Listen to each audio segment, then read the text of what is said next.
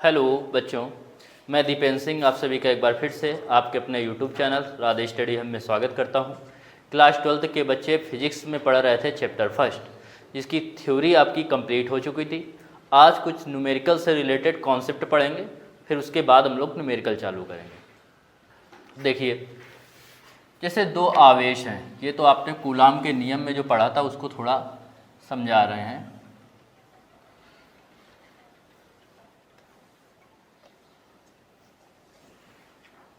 गीला है अभी बोल।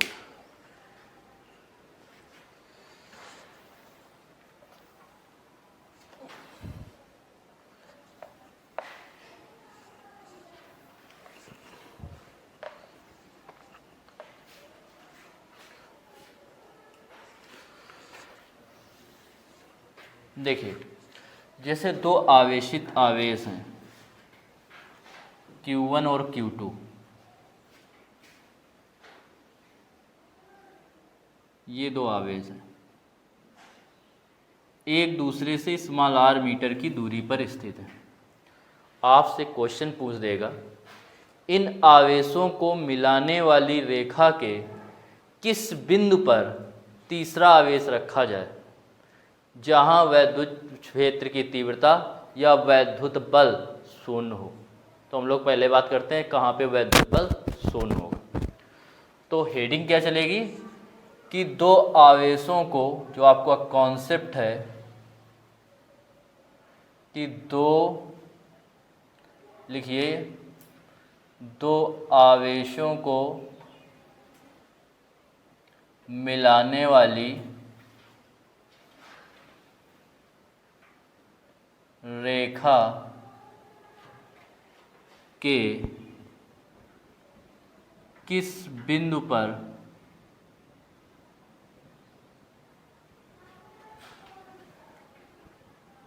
एक तीसरे आवेश को रखा जाए, एक तीसरे आवेश को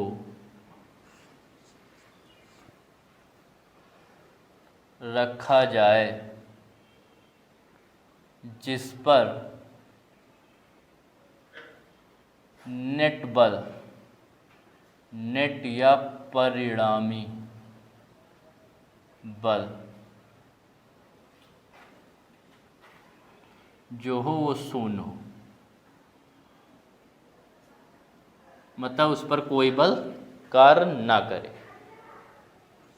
ठीक, तो कह रहा है कि दो आवेशों को मिलाने वाली रेखा के किस बिंदु पर किस बिंदु पर एक तीसरे आवेश को रखा जाए कि उस पर कोई नेट बल या परिणामी बल क्या हो, शून्य हो। अब पहले समझ लीजिए, उसके बाद नोट करना।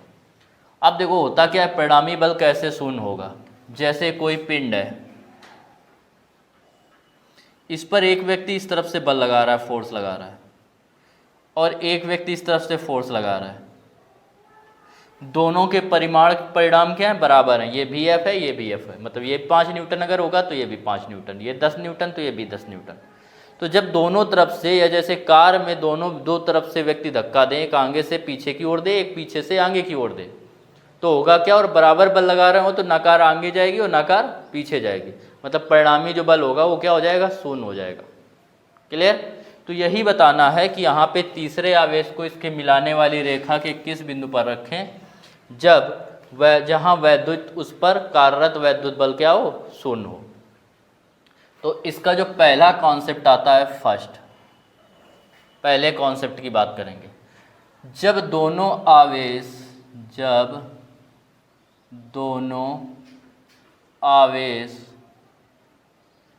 धनात्मक है,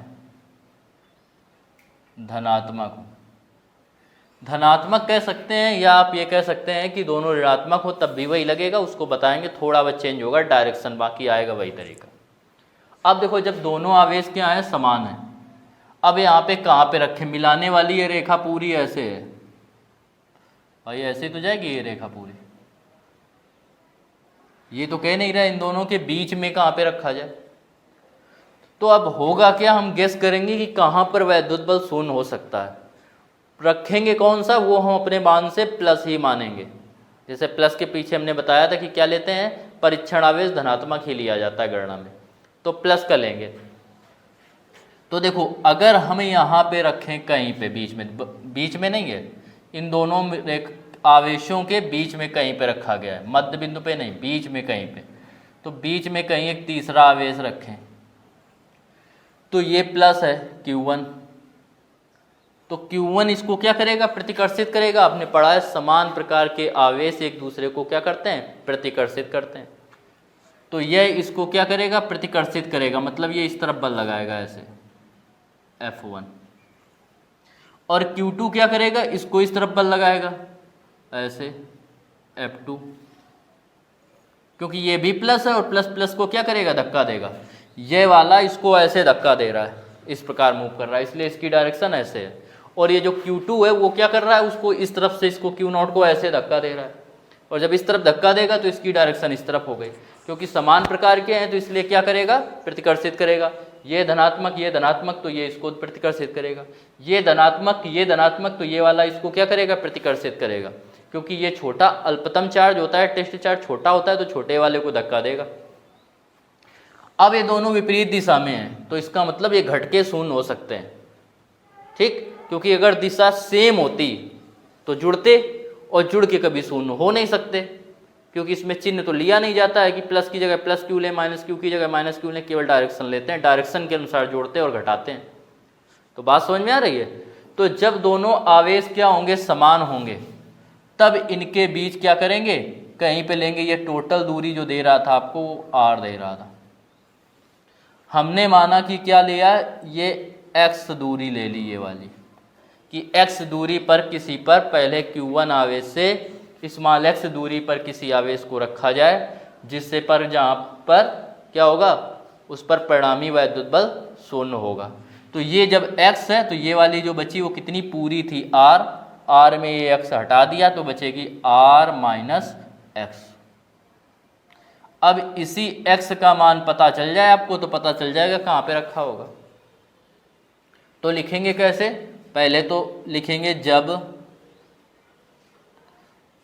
दोनों आवेश समान हों, दोनों आवेश धनात्मक हों,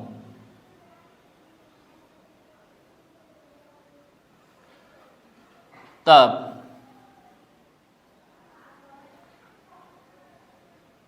तीसरे आवेश को कहाँ पे रखना पड़ेगा, इन आवेशों को मिलाने वाली रेखा, इन आवेशों के मध्य में, बीच में रखना पड़ेगा। इन आवेशों के बीच में, बिल्कुल मध्य में नहीं है, बीच में। तो इन आवेशों, तीसरे आवेश को इन आवेशों के बीच में किसी बिंदु पर रखना होगा।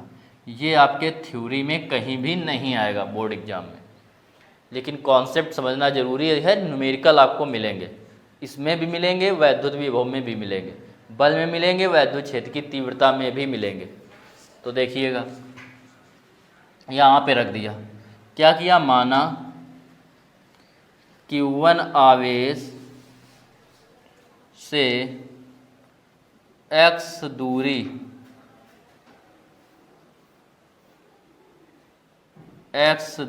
पर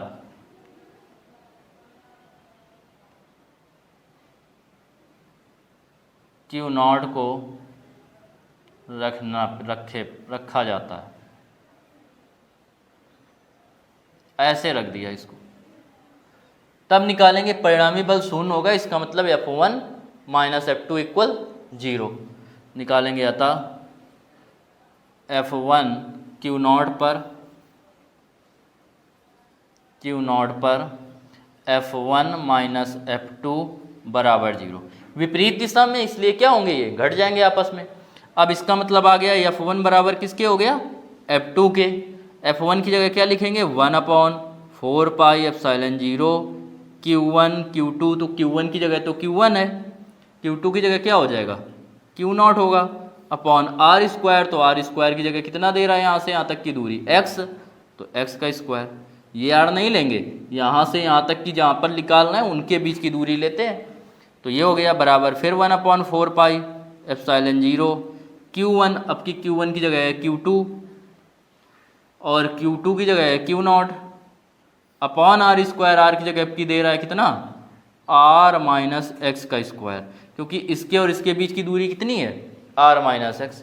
1/4 पाई एप्सिलॉन 0 से 1/4 पाई एप्सिलॉन 0 कट गया, Q0 से Q0 कट गया, क्या आएगा Q1 अपॉन एक्स स्क्वायर बराबर Q2 upon r minus x का होल स्क्वायर। अब आपको सवाल में Q1 दिया होगा, Q2 दिया हो गया होगा, r दिया गया होगा, तो केवल क्या बचेगा x बचेगा, x वही आ जाएगा आपका आंसर। तो ये इसका कॉन्सेप्ट हो गया, बात समझ में आई।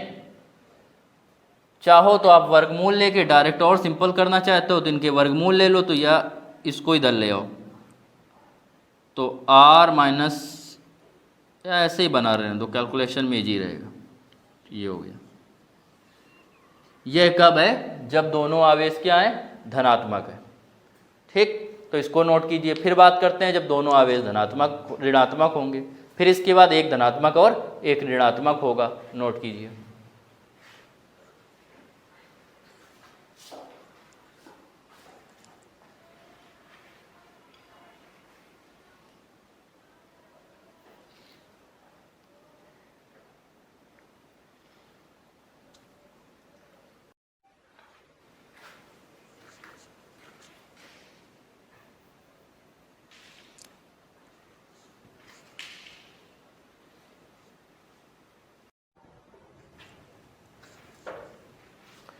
इसके बाद ध्यान दीजिए, यदि दोनों के दोनों आवेश कैसे हों ऋणात्मक हों, ऋणात्मक, तब देखो क्या होगा, ये माइनस का ये माइनस का रखेंगे। हमने क्या कहा, जो टेस्ट करने के लिए लेंगे, जो अलग से रखेंगे वो हमेशा क्या रखेंगे धनात्मक ही रखेंगे। तो इसको तो धनात्मक ही रखा गया। अब ये माइनस है ये प्लस है, तो ये माइनस वाला इसको अपनी ओर खींचेगा, खींचेगा कि नहीं करेगा, तो ये वाला इसको पकड़ के अपनी ओर खींचेगा, आकर्षण बल लगाएगा। मतलब अब की इस तरफ किसकी दिशा होगी Q1 की, और ये क्या करेगा, ये अपनी तरफ खींचेगा। तो ये जब अपनी तरफ खींचेगा तो ये किसकी दिशा होगी, ये Q2 है, तो ये होगी Q2 की दिशा। बात समझ रहे हैं भाई, ये धनात्मक है ऋणात्मक है। विपरीत प्रकार के आवेश एक दूसरे को क्या करते हैं, अट्रैक्शन करते हैं, अट्रैक्ट करते हैं, आकर्षित करते हैं। तो ये वाला इसको क्या करेगा, अपनी ओर खींचेगा। तो अब Q1 के कारण इस पर बल लगेगा, वो आकर्षण बल लगेगा, तो आकर्षण बल मतलब F1 की दिशा इस तरफ, और ये भी इस तरफ खींचेगा, तो F2 की दिशा इस तरफ। अब भी दोनों घट रहे हैं, तो घट के ही तो शून्य हो सकते हैं, जुड़ के तो शून्य हो नहीं सकते। तो इसका मतलब इसमें भी यही कॉन्सेप्ट लग जाएगा। तो बस आपको नोट में ऐसे कर लेना है कि यहाँ पे भी ऋणात्मक कर लेना है, और बाकी पूरा का पूरा सेम वही रहेगा। क्लियर, मतलब जहाँ पे धनात्मक था वहाँ ऋणात्मक कर लिया, और ये डायरेक्शन चेंज हो गई, दिशाएं चेंज हो गई, F1 F2 हो गई। कर लेंगे, नोट करो।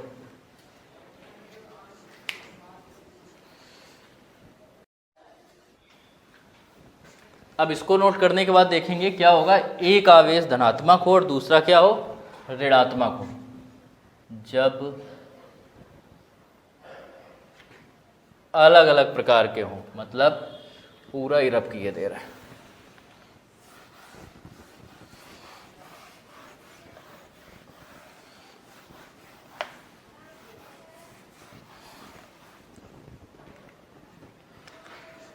जब दोनों विपरीत चिन्ह के हों, जब दोनों ही आवेश विपरीत चिन्ह के हों,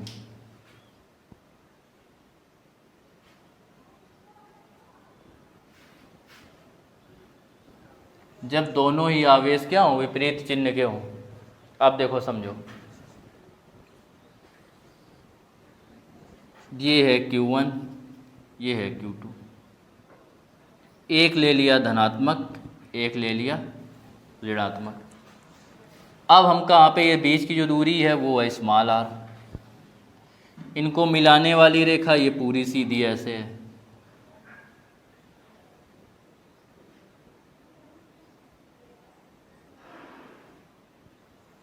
ऐसे पूरी रेखा हो गई।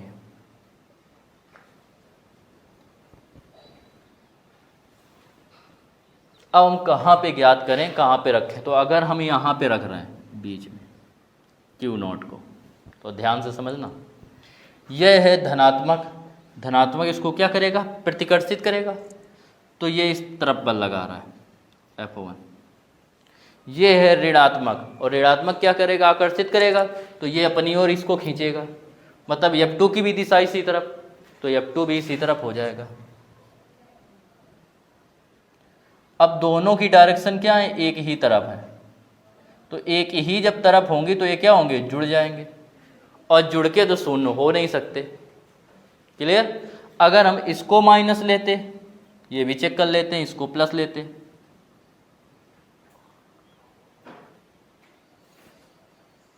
तब क्या होता? अगर ऐसा करते हम लोग, तो ये वाला इसको क्या करता? Q1 अपनी ओर खींचता, अट्रैक्शन बल लगाता ना, तो ये इसको खींचता, क्योंकि ये माइनस है ये प्लस है, तो अपनी ओर अट्रैक्ट करता, आकर्षित करता। तो इसके कारण बल की दिशा ये इस तरफ होती F1। और Q2 प्लस का है और ये प्लस का है, तो ये इसको धक्का देता, तो ये इस तरफ को क्या करता है? ऐसे बल लगाता कि इसको बाहर की ओर धक्का देता, ढकेलता। तो क्या होती? इसके कारण जो दिशा होती वो भी इस तरफ डायरेक्शन में होती F2 के कारण। तो इसकी भी दिशा इस तरफ होती F2 की।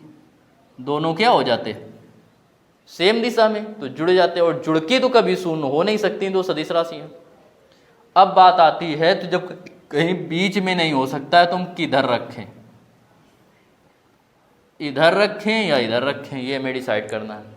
तो इसके लिए हम लोग डिसाइड करेंगे कि बड़ा कौन सा है, Q1 बड़ा है कि Q2 बड़ा है, ठीक है, या कौन सा छोटा है। यदि Q1 is greater than Q2, छोटा कौन सा है? Q2 छोटा है। तो जो छोटा होगा उसकी तरफ हम आवेश को रखेंगे। तो यहाँ पे Q0 को रखेंगे। अब समझना, ये इसको क्या करेगा? प्रतिकर्षण बल लगाएगा। माइनस क्या करेगा? आकर्षण बल लगाएगा। तो माइनस इसको अपनी ओर खींच रहा है, तो माइनस अपनी ओर खींचेगा। तो जब खींचेगा तो F1 की दिशा क्या होगी? इस तरफ होगी। और Q2 प्लस है, ये भी प्लस है, तो ये इसको क्या करेगा? उस तरफ धक्का देगा, पुश करेगा। तो इसकी जो दिशा होगी वो इस तरफ होगी F2। ये हो गई F1 F2। तो दोनों क्या है? विपरीत दिशा में है। अब दोनों विपरीत दिशा में, तो अब घट के शून्य हो सकते हैं। अच्छा, छोटे वाले के पास क्यों रखा गया? अब छोटे वाले का मतलब ये समझना कि अगर दे रहा है प्लस के 9e और माइनस के e, तो e छोटा है। माइनस के 9e प्लस e कर देता, तो अब कौन छोटा है? अभी भी यही छोटा है। परिमाण ले रहे हैं हम लोग, ठीक है। वो संख्या की तरीके नहीं चलेगा कि प्लस के 2 से माइनस का 2 जो छोटा होता है, या प्लस के 2 से माइनस का 3 छोटा है, ये बड़ा है ये छोटा है। यहाँ परिमाण चल रहा है, जो अमाउंट में ज़्यादा होगा। चिन्ह का तो एक सेकेंडरी मतलब है, चिन्ह तो केवल डायरेक्शन बता रहा है। अगर जो छोटा है उसकी तरफ रखेंगे, अगर ई होगा तो ई की तरफ, प्लस ई की तरफ रखेंगे, समझ रहे हैं। अगर ये माइनस ही होगा तब भी इसी तरफ रखेंगे। क्लियर? तो अब अगर Q2 छोटा है तो हम किसकी तरफ रखेंगे? Q1 बड़ा दे रहा है, Q2 छोटा दे रहा है, तो Q1 की जगह रखेंगे। अब दोनों की विपरीत दिशा है, तो दोनों को हम लोग क्या कर सकते हैं? घटा सकते हैं और सॉल्व कर सकते हैं, 0 हो सकता है। ये मान लिया Q2 से कितनी दूरी पर है? x दूरी पर। तो ये वाली दूरी कितनी हो जाएगी? ये r इतनी और x इतनी, तो टोटल मिला के कितनी हो गई? r plus x। ये हो गई total r plus x। Clear? तो r प्लस x हो गई। अब इसको हम लोग सॉल्व करते हैं यहाँ पे। तो सबसे पहले ध्यान क्या देना है, ये सब नोट में कॉन्सेप्ट चल रहा है। जब न्यूमेरिकल सॉल्व करेंगे तब आपको कुछ नहीं लिखना है, डायरेक्ट इधर मान लेना है, सॉल्व कर लेना है, ठीक। न्यूमेरिकल में बताएंगे अभी। तो क्या होगा?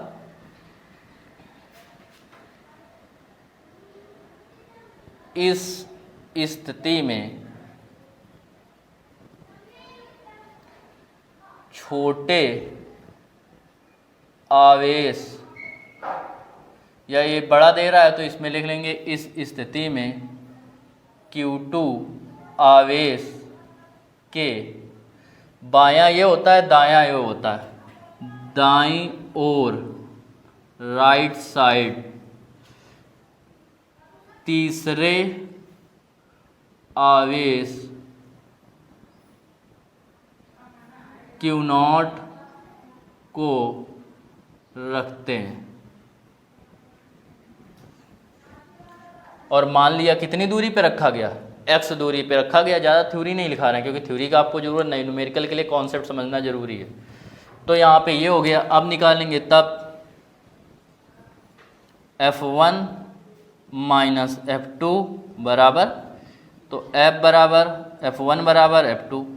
F1 का मान 1/4 पाई एप्सिलॉन 0 Q1 की जगह तो Q1 है, और बल किस पर निकालना है, इस पर, और इस पर बल तो Q2 कितना हो जाएगा, Q0 अपॉन होता है दूरी का स्क्वायर r का स्क्वायर, और r की जगह दूरी इन दोनों के बीच की कितनी है, Q0 और Q के बीच की, r प्लस x, तो r प्लस x का स्क्वायर।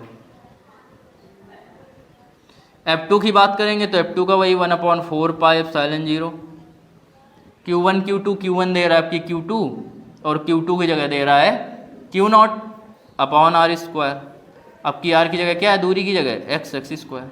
Q0 से Q0 कैंसिल, इससे ये कैंसिल, तो Q0 upon r plus x का स्क्वायर बराबर Q2 अपॉन x स्क्वायर। इस प्रकार यह कंप्लीट हो गया। अब इसमें Q1 और Q2 दिया गया होगा और R दिया गया होगा, तो Q1 Q2 दिया जाएगा, R दिया जाएगा, x का मान इसमें रख के न्यूमेरिकल में सॉल्व कर लेंगे। जब न्यूमेरिकल बताएंगे तो आपको और क्लियर कर देंगे, नोट कीजिए।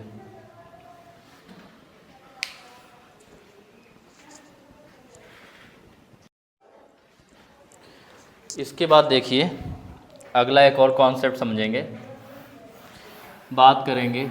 अब देखो क्या हो, यदि आपको 3 आवेश दिए गए हों Q1 Q2 Q3 और तीनों के परिमाण बराबर हो, और तीनों एक समबाहु त्रिभुज के शीर्ष में स्थित हो। कहाँ स्थित हो, समबाहु त्रिभुज के शीर्ष में हो। समबाहु त्रिभुज आप लोग जानते हैं, जिसकी क्या हो, 2 भुजाएं, तीनों भुजाएं बराबर हो, उसे क्या बोलते हैं, समबाहु त्रिभुज बोलते हैं। तो देखिए 3 आवेश हैं Q1 Q2 और Q3, Q1 Q2 Q3, और जिनके परिमाण समान हैं, मतलब Q1 बराबर Q2 बराबर Q3, और इनके बराबर जो दे रहा है वो हमने मान लिया क्या, Q के, तीनों बराबर है। कह रहा है तो इसके केंद्रक पर इन आवेशों के कारण इस जो क्या है, तीनों के परिमाण बराबर हैं, वो एक समबाहु त्रिभुज के शीर्षों पर स्थित हैं। ये समबाहु त्रिभुज के शीर्षों पर स्थित हैं। समबाहु त्रिभुज है, इसका मतलब इसकी भुजा यदि ये A है तो यह भी A होगी, यह भी A होगी। अब कह रहा है समबाहु त्रिभुज के जो हैं, वो कह रहा है इसके केंद्रक पर वैद्युत बल की गणना कीजिए। केंद्रक पर निकालना है वैद्युत बल। तो देखो कैसे करते हैं केंद्रक पर। तो क्वेश्चन क्या है कि 3 आवेश, लिखिए क्वेश्चन, 3 आवेश Q1, Q2 व Q3 हैं, जिनके परिमाण समान हैं। Q1 Q2 व Q3 हैं, जिनके परिमाण क्या हैं, समान हैं। एक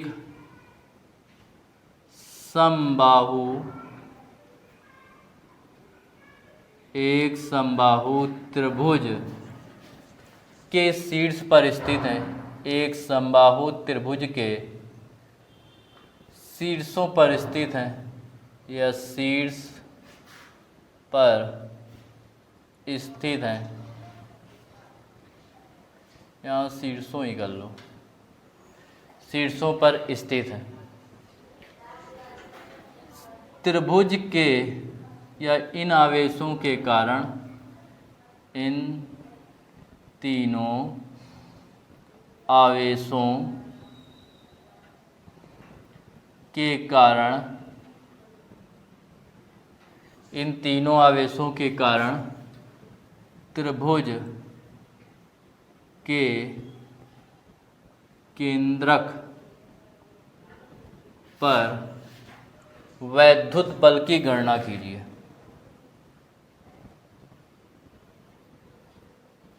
वैद्युत बल की गणना कीजिए।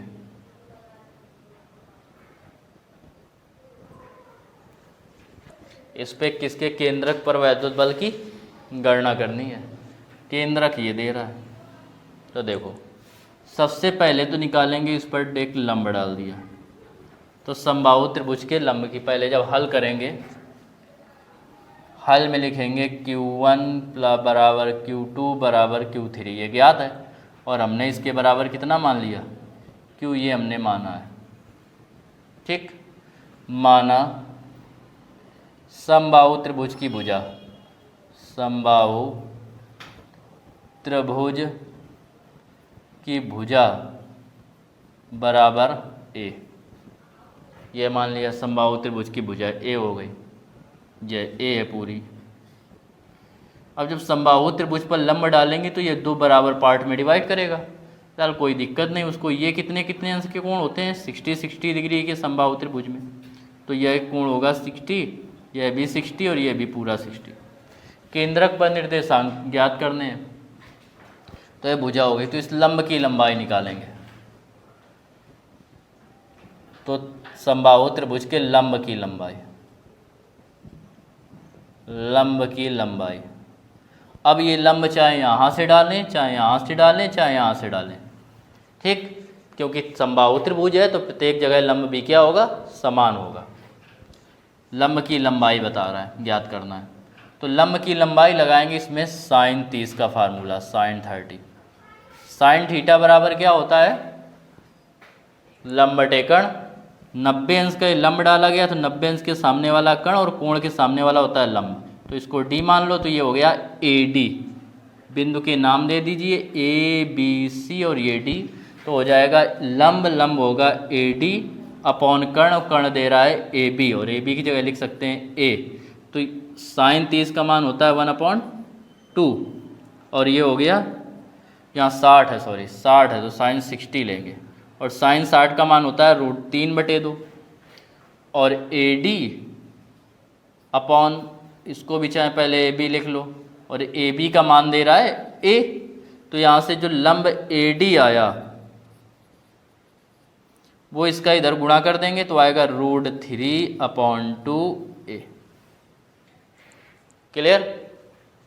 आप देखो समझो, ये हो गया यहाँ से केंद्रक। हमें केवल यहाँ पर निकालना है, तो यहाँ से यहाँ की दूरी चाहिए, ठीक, यहाँ पे निकालना है, यहाँ से यहाँ की दूरी चाहिए। वैद्युत बल की गणना कीजिए, वैद्युत क्षेत्र की तीव्रता होगी, बल है, हाँ, इस पर यहाँ पर एक कोई आवेश रखें Q कूलाम, उस पर बल की गणना करनी है। तो ये हो गया। अब इससे भी लंबा ऐसे, तो ये देखो पूरा जो लंब होगा वो हो गया। ये होता क्या है कि जो लंब होते हैं, ये जो केंद्रक होता है, इससे ऐसे मिलाया, इससे ऐसे मिलाया, तो ये हमेशा जो केंद्रक होता है इसको 2:1 के अनुपात में विभाजित करता है, मतलब 2 भाग ऊपर और 1 भाग नीचे, 2 भाग ये ऊपर, 1 भाग नीचे, 2 भाग ऊपर, 1 भाग नीचे। तो ये जो ऊपर वाला भाग होगा वो टोटल भाग कितना हो गया, 3।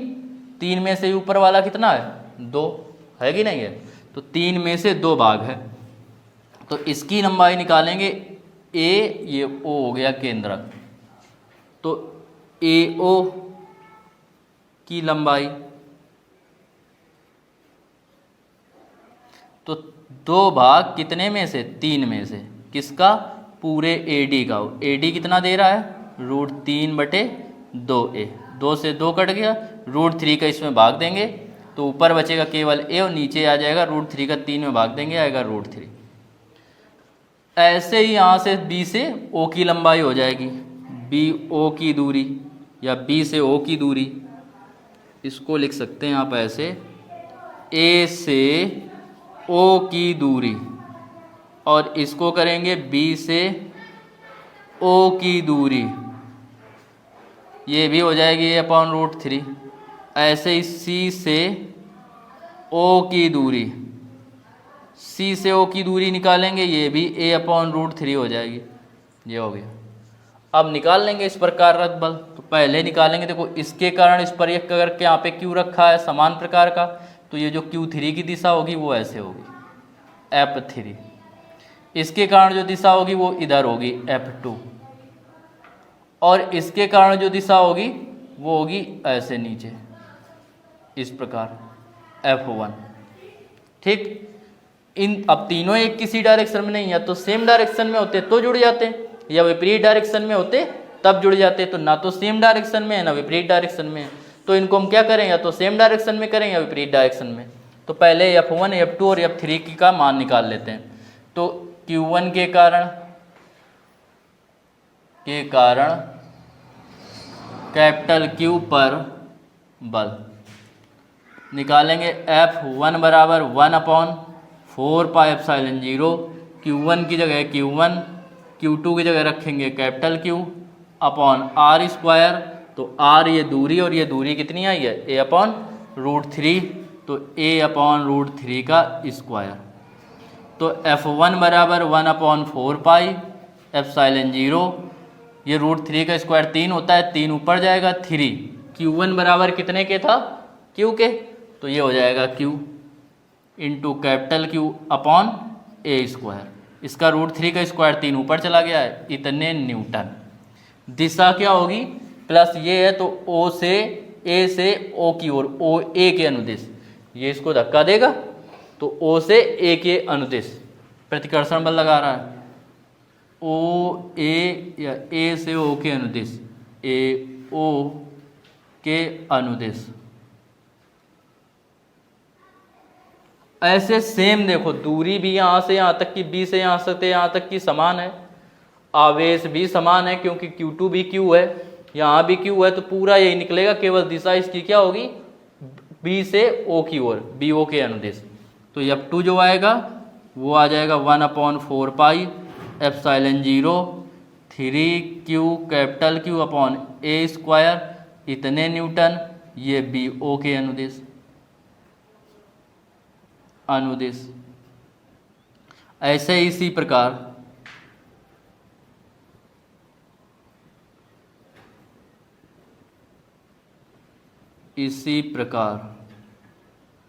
F3 निकालेंगे, तो ये 1/4πε0 3Q कैपिटल Q a², इतने न्यूटन, ये CO के अनुदिश। अब देखिए इसको अगर हम ऐसे मिलाएं, ये 90 अंश है, ये 60 है, टोटल त्रिभुज के तीनों कोणों का योगफल 180, 9 6 15। अब ये पूरा 60 था, पूरा जब 60 था तो इस तरफ वाला कितना बचा, 30 बचेगा, तो ये 30 90 9 3 12 120, तो ये कितना बचेगा 60, ये भी कितना हो गया 60, तो ये कितना होगा, जितना ये दो रेखाएं ऐसे एक दूसरे को काटती हैं तो ये और ये कोण शीर्षाभिमुख होते हैं, बराबर होते हैं, तो ये 60 60 120 ये पूरा, तो ये भी जो पूरा होगा वो कितना हो जाएगा 120 डिग्री, कैपिटल Q आवेश है। और इन दोनों का जो परिणामी होगा वो ऐसे होगा F2, F डैश ले लो इसको, ये आएगा। तो इनका परिणामी निकालेंगे किसका, F2 व F3 का परिणामी F डैश क्या होता है, अंडर रूट F2 का स्क्वायर F3 का square plus a² plus b² plus होता है 2ab cos थीटा, तो a की जगह है F2 F3 cos theta, theta की जगह 120, तो F डैश इक्वल √F2 का स्क्वायर। F2 कितना दे रहा है, ये दे रहा है ये, तो इसका स्क्वायर 1/4 पाई एप्सिलॉन 0 के 0।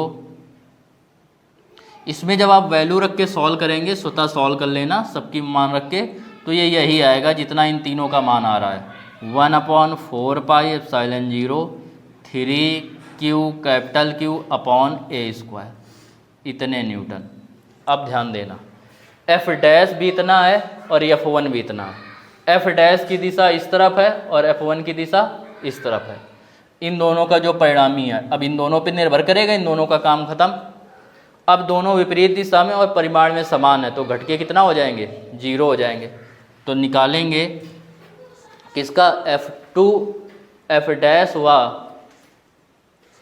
लिखेंगे चूंकि F डैश व F1 विपरीत दिशाओं में है, विपरीत दिशाओं में हैं, अतः Q पर परिणामी बल F बराबर F dash minus F1। F1 dash आया है 1/4 पाई एप्सिलॉन 0 के 3Q capital Q upon A square minus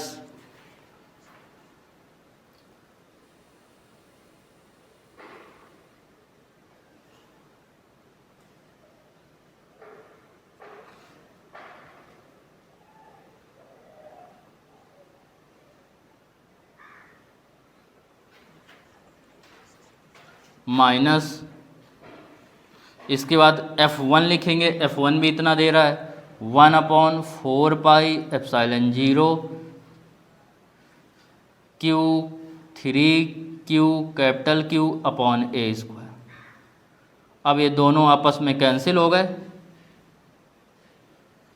इससे और ये जब कैंसिल हो जाएंगे, क्योंकि बीच में लगा है माइनस का चिन्ह, तो क्या आ जाएगा F बराबर 0। मतलब क्या समझ में आया कि यदि त्रिभुज के समबाहु त्रिभुज के शीर्षों पर समान आवेश रखे हों, तो उसके केंद्रक पर जो आवेश रखेंगे उस पर कार्यरत जो बल होगा वो क्या हो जाएगा, शून्य हो जाएगा। यह इसका कॉन्सेप्ट है, और नोट कर लीजिए। इसके बाद कल न्यूमेरिकल बताएंगे, उसी में कॉन्सेप्ट बीच बीच में बताते रहेंगे, नोट कर लो।